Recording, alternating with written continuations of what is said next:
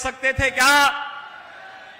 तो जब एक गरीब को राशन नहीं दे सकते, बेटी और व्यापारी को सुरक्षा नहीं दे सकते, देश की सीमाओं की रक्षा नहीं कर सकते, देश का सम्मान नहीं बढ़ा सकते, नौजवान को नौकरी नहीं दे सकते, आपकी आस्था का सम्मान नहीं कर सकते, तो क्या इनको सत्ता में आने का अधिकार है क्या? इनको अधिकार है क्या? और मैं एक बात और आपसे कहना चाहता हूं बहनों और भाइयों, ये बहकाने वाले बहुत लोग आएंगे, बहुत लोग आएंगे। हमें किसी के बहकावे में नहीं जाना है। याद रखना, भारत का कोई भी महापुरुष हो, उस महापुरुष के प्रति हमें सम्मान का भाव रखना है। उस महापुरुष के प्रति हमारा सम्मान का भाव होना चाहिए। जितने आराध्य देव हैं उनको हमें सम्मान देना होगा। ईश्वरीय ताकत को जो भी चुनौती देता उसका पतन तय है।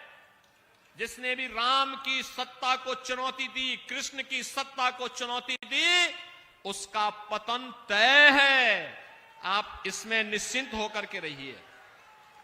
और मैं आपसे यही कहने के लिए आया हूं, हमें महापुरुषों को भी सम्मान देना होगा।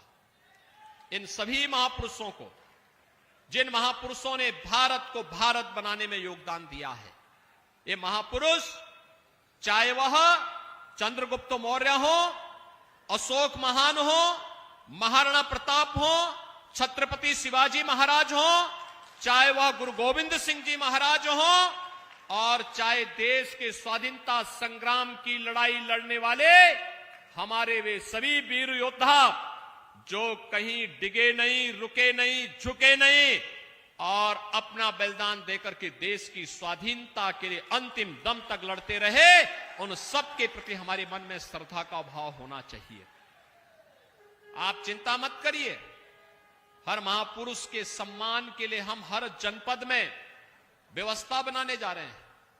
पार्क बनाएंगे, पार्कों में भव्य मूर्ति रखाएंगे, अच्छे म्यूजियम बनाएंगे, उनकी पूरी जीवनी को और उस पर कंपटीशन कराने की कार्रवाई भी हो रही है। हमने काशी और अयोध्या से शुरुआत कर ली है, प्रयागराज से शुरुआत कर ली है। ब्रिज भूमि का नंबर भी आने दीजिए और फिर आपकी भूमि का भी नंबर आएगा।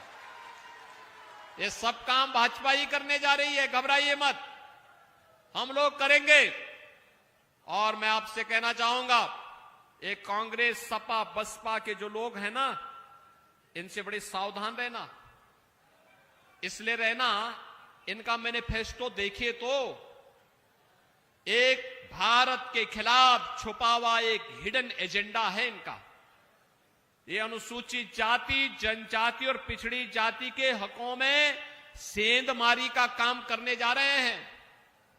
कांग्रेस ने यूपीए सरकार के दौरान ये प्रयास किया है, वो तो भारतीय जनता पार्टी ने भारी विरोध किया था, ये लोग सफल नहीं हो पाए।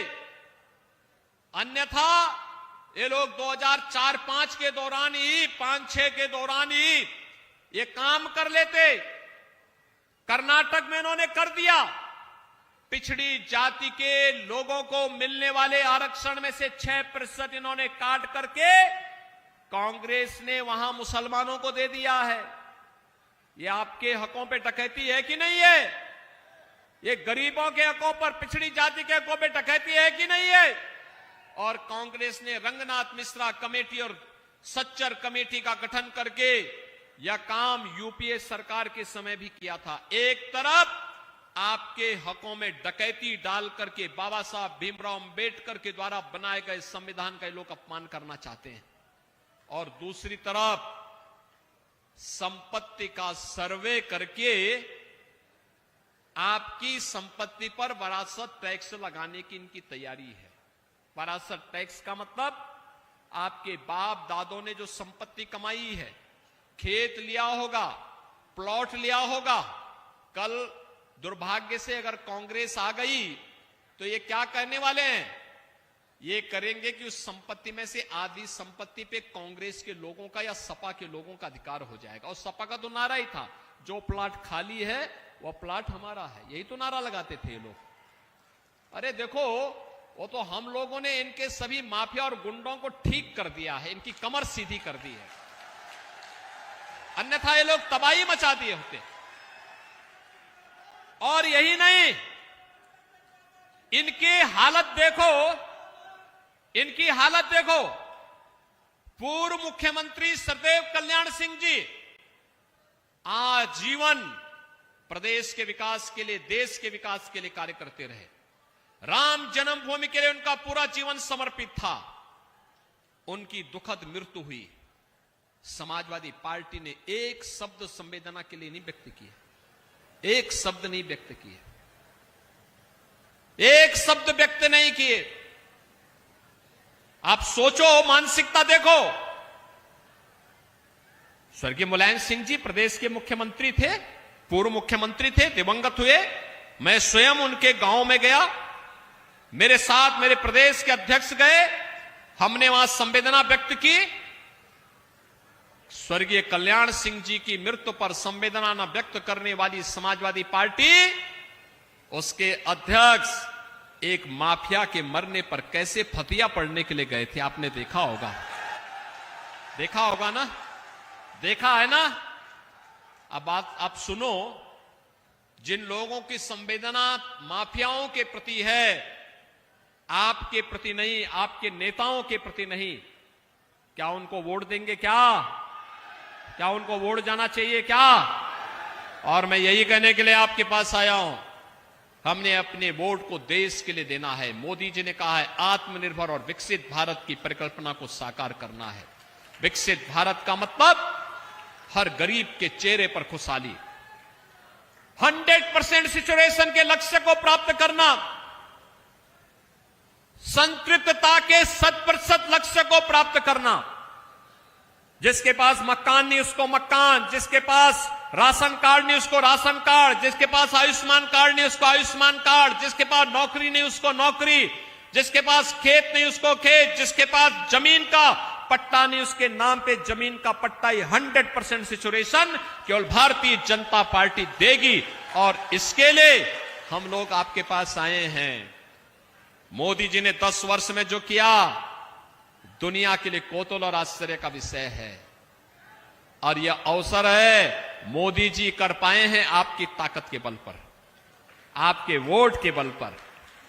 और बहनों और भाइयों, मोदी जी का जब समय आया है, हर भारतवासी को मोदी जी के साथ खड़ा होना होगा, खड़ा होना होगा इस बात को लेकर के कि मोदी जी आपने 10 वर्ष बिना रुके, बिना टिके, बिना थके, बिना झुके भारत का सम्मान बढ़ाया है, भारत को समृद्धि की नई ऊंचाइयां दी हैं, भारत की सुरक्षा को सुदृढ़ किया है, आतंकवाद और नक्सलवाद को समाप्त किया है, और भारत की आस्था को भी सम्मान दिया है।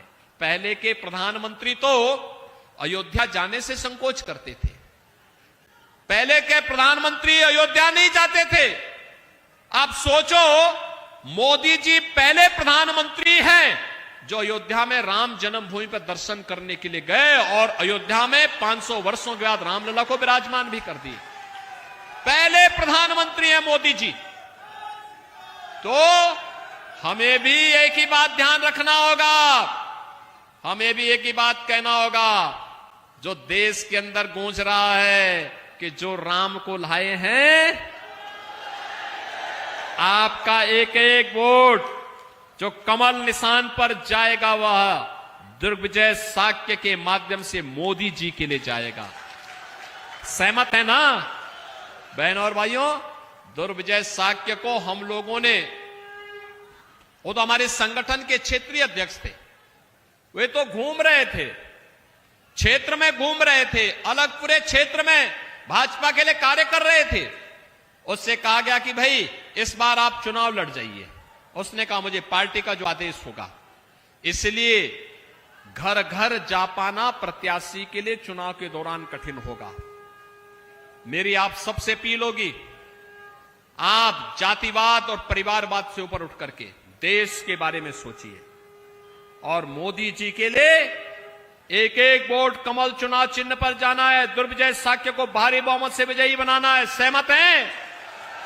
लेकिन इसके लिए आपको घर घर जाना होगा, जाएंगे घर घर, एक एक वोट को मतदान स्थल पर लेके जाएंगे, भाजपा को भारी बहुमत से विजयी बनाएंगे। सभी सहमत है ना?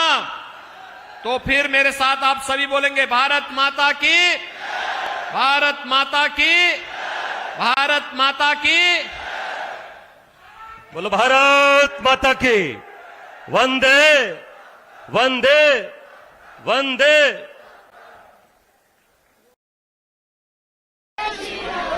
भारत माता की, भारत माता की, भारत माता की।